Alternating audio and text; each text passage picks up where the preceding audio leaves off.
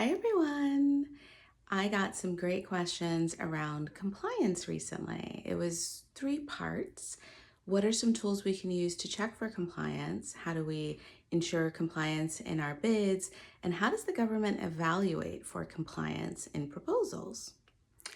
So first, tools. I'll keep it simple. I love VisibleThread. You guys know I love VisibleThread. It's comprehensive, easy to use, and their customer support is the best in the business. So that's my suggestion there. And for how we ensure compliance in our bids, there are a few ways. Building out compliance matrices using things like VisibleThread make it easy to evaluate our bids against the requirements. What's important to note is it's the instructions and evaluation criteria that make you compliant. If the instructions and evaluation criteria do not ask you to address the SAO or PWS or technical requirements, that is not expected, and doing so, addressing all of those shall statements, will not make you compliant.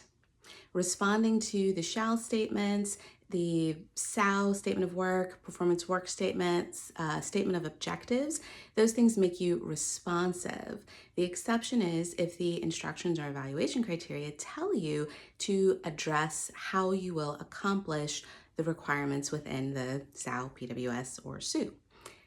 That's different. And in that situation, yes, you do have to address them. Typically though, you'll have a much larger page count to do that.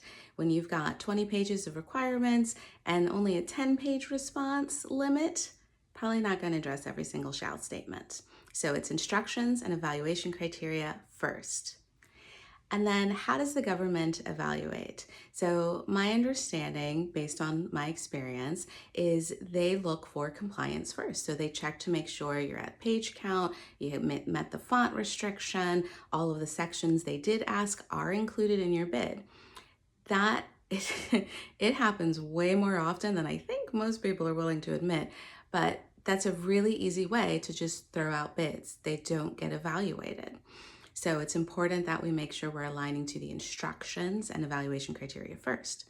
Then there is a read-through where the evaluator will determine the strengths and weaknesses or potential risks that they find in the proposal. They're going to take notes as they do. There might be a couple or very many evaluators for the government, and they're going to, again, notate what they like, what they don't like, what they see as a concern.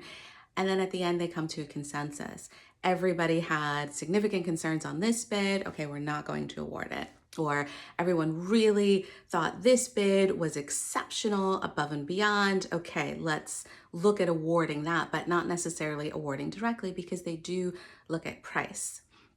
So in a best value situation where the government's awarding based on best value, what's going to give them the best value for the work that you're going to be doing, they'll compare, okay, we've got these 3 that are really strong. We like any one of them. Let's look at the price and figure out where everybody's at and what's the solution that we want. What's a price that we're comfortable with? In an LPTA, or lowest price technically acceptable, they're going to make sure the technical first is compliant, it meets their requirements, there are no deficiencies or significant weaknesses or risks that they're concerned about, and then they're going to look at price, and in that situation, the lowest price will be awarded the contract. And the best value might be a higher price, might be a lower price. Again, it's what the government deems best value for them and their users or the taxpayers.